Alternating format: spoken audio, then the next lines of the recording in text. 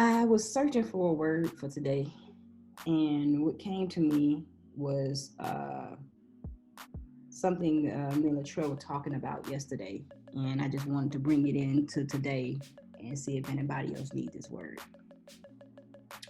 Here's the word: God is God all by himself. He don't need your help. Amen. All of y'all out there that's trying to help God, he good. He was doing it before you realized he was doing it, and he gonna be doing it after you. So, example, a tree don't wake up and say, today I think I want to be an eagle. That tree was born a tree. It's gonna be a tree. It's always a tree. A bear don't wake up and say, you know what? Today I think I want to be a salmon. That bear is a bear. And because he's a bear, he do bear things. And he stays in alignment with the thing that he is called to be, which is a bear. You are called already to something. Stop trying to give yourself another name. Wow, that's a word. That is a word. I'm trying to help God define you. He already did that. You are already something. You already on your way somewhere. You already got purpose. I've already chosen you. Unless your cell goes bad and you have to abort mission, you are going to where God is sending you. So if everybody here takes a breath, everybody should take a breath here. So as everybody take that breath as Shay mentioned yesterday, is outside of your control. That breath just happened. And whether you help to control that breath or not, it's going to happen. There are certain things already designed that are outside of your control. Example, since we have been on this phone call, the blood has left your heart and traveled throughout your body and back through your heart again without your input. Yeah. Facts. Now, what would happen if you created resistance in your veins? You die. You find yourself stuck, paralyzed, not moving. And just like the veins, you want to unclot yourself. You want to get the clots out. Come on, clot. You want to get yourself unstuck. So I have two short stories. The first one is one of my favorites. It was, again, it's located in the Bible somewhere between Genesis and Revelations. I think you'll find it. And I'm going to give you Amanda's variation of the story for all of the Bible thumpers out there. So the Israelites had left Egypt. And of course, you guys already know they didn't go directly into the promised land because there were generational curses that need to be broken before they could actually accept the promised land. And a lot of times people think the promised land is outside. The promised land is not outside yourself, it's inside. Yeah. You achieve the promised land by coming here first. And because they came here first, then they could see that land. They probably they was walking in circles for 40 years. I'm sure they saw that. They passed that pasture all the time. They probably was like, you know what? But they couldn't see it. Yeah. You ever been walking somewhere? I was just walking down my street the other day. And for the first time, and I've been here for a year, I saw this pole. I was like, where the hell did that pole come from? Pole been there. That pole been there.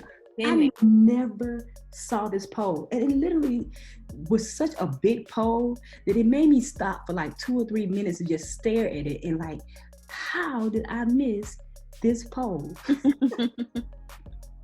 Like, there's no way I should have been able to miss it. But it looks like a chimney coming up out the sidewalk. It's so bizarre. That's why I just didn't understand why I didn't see it. You get it? Yeah. So when you're manifesting, you're revealing to yourself a thing that's already there. Nothing you're trying to get will come out of thin air. It already exists. If somebody writes you a check for $1 million, they didn't just get that $1 million. They've been had it. Facts. So the Israelites are walking around and they are thirsty. And they're famine, and they're begging Moses and ask your God for some rain here, man. Talk to your boy, because we thirsty. And Moses was like, y'all don't have no patience. God is good. They was like, yeah, but we dry mouth and we in the desert. So Moses was like, all right, I'm gonna go ask my man if we can have some rain. And so Moses goes and prays for rain. And then he comes back and tells the people, okay, tomorrow we're gonna gather here in the morning. We're gonna pray for rain. God's gonna bring the rain. The next morning, everybody showed up, and only the child brought a bucket. Even Moses didn't have a bucket. Just one child was like, he had to be like, where y'all buckets? I thought you said it was gonna rain. I thought it was gonna rain. Y'all didn't believe it was gonna What are you praying for and not bringing your bucket to? And not preparing. That's a whole word. What are you Where are praying your for and buckets? not prepared to Where are your buckets? God, I want an online, God, I want a business, and you could easily set up an online store and let God, but you're so busy focused on how the people gonna get to the store, you ain't getting started. Yep. God said, go ahead and start that business. You so worried about how you gonna attract clients, you won't start the business. And then you're like, God, where's my rain? Where in your bucket? All right, that's story number one. not prepared for no rain? Yeah, now I want no rain What off you gonna do you. with the rain when I give it to you? No. Come on with the rain. You ain't gonna store it up. No, where is you gonna put it? Come on now. Preach. The second story is most important because once you have accepted that you bought your bucket, now this is really good because some of you guys have already understood, prepare and bring your bucket. The good is when you look at wheat with the tear. Okay, so you have a farmer and is in the middle of famine. Everything is going crazy. He's lost all his crops. He is at his wit's end. He goes to God. He asks God if he would bless him with some seeds to plant so he can have a harvest.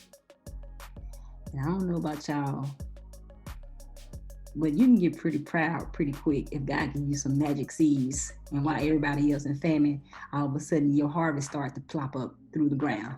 Yep. So you got to imagine this farmer feeling pretty proud of himself. Yeah.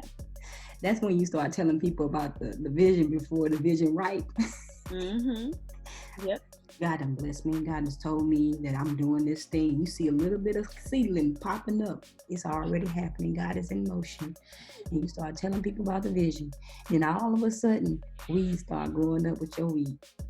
Those Yeah. And them same people you was bragging to start telling you about yourself.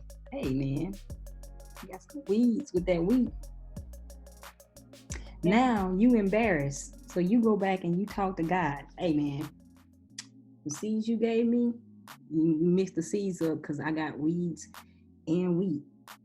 I got both. I need, if you could just take the weeds out, because my friends can see the weeds. I just want you to know my friends can see it. You realize how he stopped praying for the crops and he started praying for his image. Saved. Yep. Yeah, but get to the point where, what are you praying for? Yeah.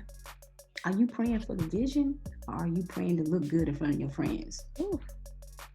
Are you praying so that you can say, I did, I conquered? Are you really in this thing? Are you really trying to grow these crops? Are you really trying to feed the people? So the weeds start growing up. And I was talking to Trill yesterday and it hit me.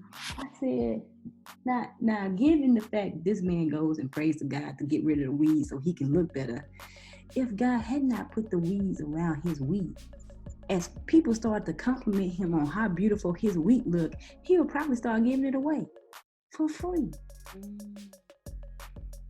Yeah, I used to do this. I used to read people for party favors.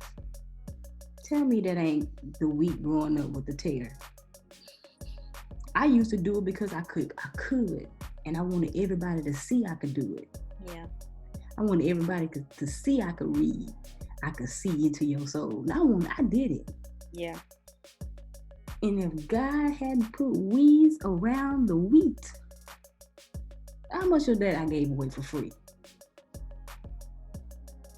Trying to look like something that I wasn't yet.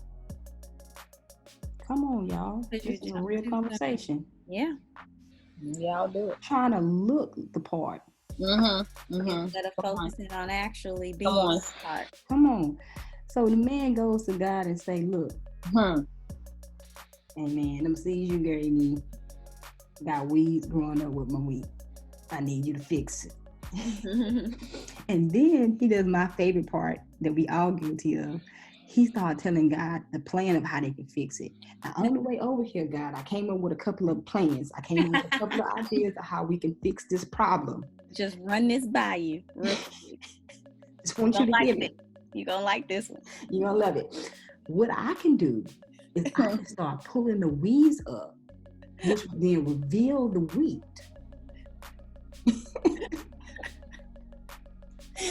I know. Now you spending money on wardrobe you can't afford. Now you got cars you can't afford. Now you living in a neighborhood that ain't yours. Now you at parties you shouldn't be at. You trying to help God move the wheat.